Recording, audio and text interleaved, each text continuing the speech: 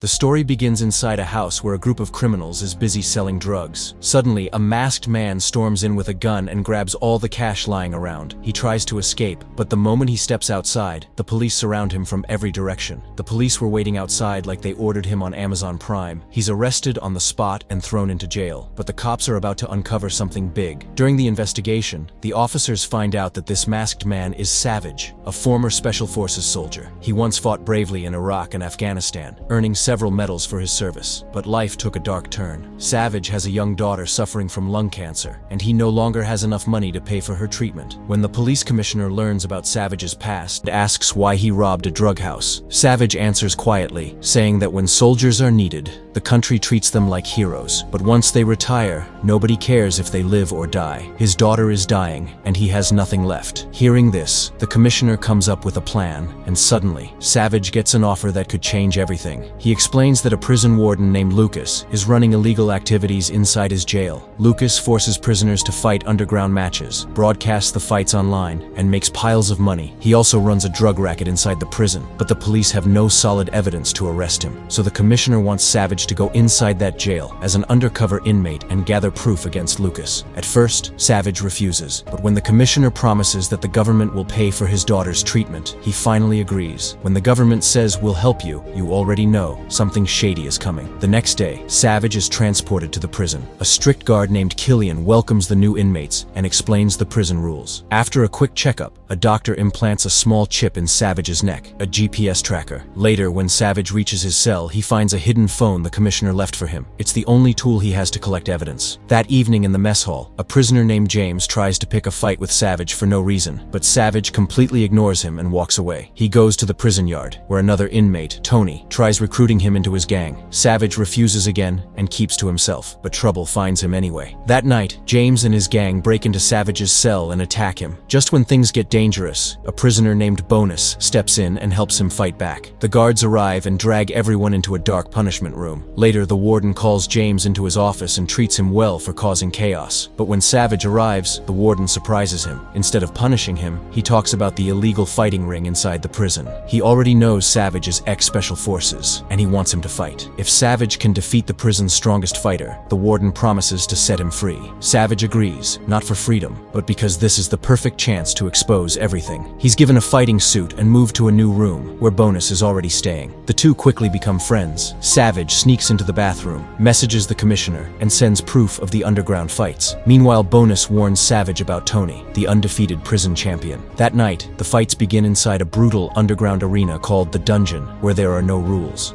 The warden streams these fights live to people outside the prison, who place bets and make him rich. Savage secretly records everything as evidence. Tony steps into the ring first and defeats two prisoners at once, effortlessly. Then it's Savage's turn. His opponent is a dangerous inmate named Vamp. But the moment the fight begins, Savage knocks him out with a single punch, winning his first match in just 10 seconds. And with that, the entire prison starts whispering his name. The next day, a government lawyer named Janet comes to meet Savage. She wants to fight his case and get him released legally. But Savage politely refuses because he can't reveal that he's on a secret mission. Before leaving, Janet gives him her card, telling him to call if he ever changes his mind. Savage returns to training with Bonus. His next opponent is fast, ruthless, and far more dangerous than the last one.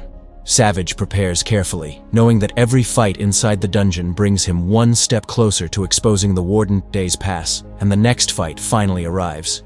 As soon as the bell rings, the opponent charges towards Savage, but with just one clean punch, Savage drops him to the ground. The entire prison watches in shock. Within seconds, he wins again. Now the inmates begin chanting his name, but Savage stays calm and walks back to his room. That night, he and Bonus celebrate quietly. During their conversation, Bonus reveals why he ended up in prison. He killed a man who mistreated his sister. Savage listens and tells him that he did the right thing, and that he can see Bonus is not a bad person at all. Later, when Savage enters the mess hall, everyone suddenly falls silent. The inmates who once ignored him now fear him. They have seen what he's capable of. The next morning, while washing his clothes, Savage is attacked again, this time by Tony's gang. A female guard tries stopping them, but during the struggle, a knife hits her in the chest. She collapses instantly. Savage doesn't waste waste a second. He lifts her up and rushes her to the emergency room. Thanks to his quick thinking, her life is saved. The warden calls Savage to his office and thanks him sincerely. If the guard had died, the entire prison would have been investigated, and his illegal empire would have crumbled. The warden asks who attacked the guard. Savage tells him. The warden and Killian hunt down the attackers and execute them brutally. When Tony learns his men are dead, he explodes in anger. He marches up to Savage and challenges him to a fight, but Savage ignores him and continues training. Later, Savage goes to the warden and tells him that he does want to fight Tony. Hearing this, the warden becomes excited. A clash between Savage and Tony could earn him millions. He immediately approves the match. Savage goes to the bathroom and informs the commissioner that he will soon be fighting the prison's undefeated champion Days Pass. Then, the big day arrives. The warden announces the fight loudly and begins the live stream. Around the world, gamblers prepare to bet huge amounts of money on the match. The fight starts with pure violence. In the first round, both men hit each other with everything they have. But in the second round, Savage uses his experience to take control. Punch after punch, he breaks Tony's rhythm and finally sends him crashing to the ground. Savage has done the impossible. He defeats the undefeated champion. The prisoners explode with cheers. Savage walks out calmly and returns to his room, where he sends the commissioner videos as evidence. But this time, the commissioner never replies. Meanwhile, in the mess hall, the prisoners welcome Savage with respect. Some even offer him food from their plates, something unheard of in this prison. Later, the warden calls Savage inside his office and gives him a tempting offer. He wants Savage to help control the inmates and fight in more matches so they can make millions together, but Savage refuses. He says he sees these inmates as his brothers now. The warden then takes him to a secret underground chamber where prisoners make and distribute drugs. He invites Savage to be part of this business. Savage pretends to think about it. Before he leaves, he secretly steals a small packet of drugs. More evidence. Then everything changes. The warden leads Savage into his office, and to Savage's shock, the commissioner is already waiting inside. At that moment, Savage finally realizes the truth. The warden and the commissioner were partners from the start. They used Savage. They manipulated him. They earned millions from his fights. The betrayal hits him hard. Savage stands there in disbelief as the truth crashes over him. The commissioner and the warden worked together from the beginning. They sent him into the prison not to expose crimes, but to make money off his fights. They never cared about justice. They never cared about his dying daughter. They only cared about profit. The warden gives Savage one more offer. Join them for real, fight for them. Help run their illegal empire. But when Savage refuses, everything turns dark. They drag Bonus into the room, beat him mercilessly, and torture him right in front of Savage. Bonus screams in pain,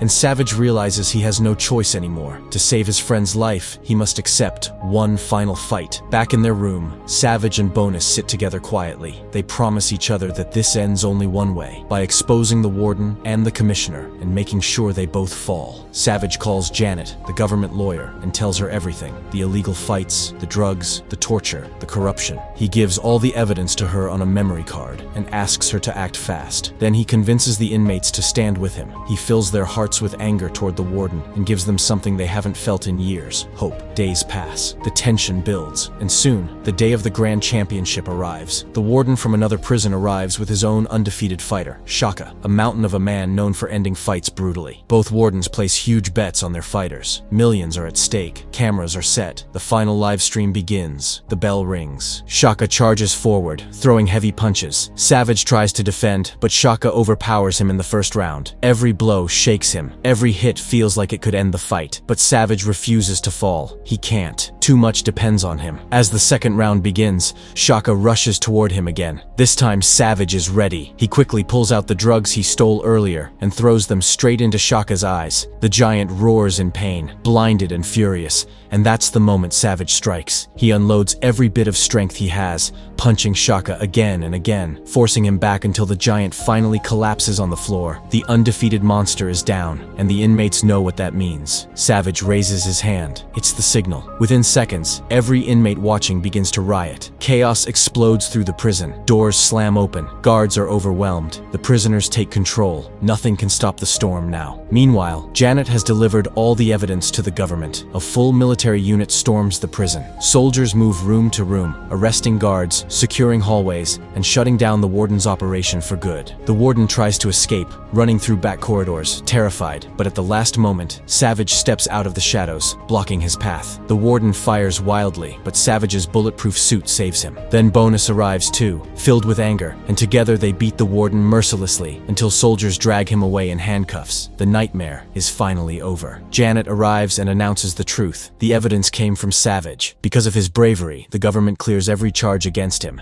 and agrees to pay for his daughter's full treatment. Soon after, Savage is released from prison a free man. His daughter completes her treatment, and he arrives at the hospital to bring her home. For the first time in a long time, he smiles. Meanwhile, both the warden and the commissioner are thrown into prison, sentenced to life behind bars for their crimes. And just like that, Savage's long, painful journey comes to an end. Not with betrayal, not with defeat, but with justice. The movie ends,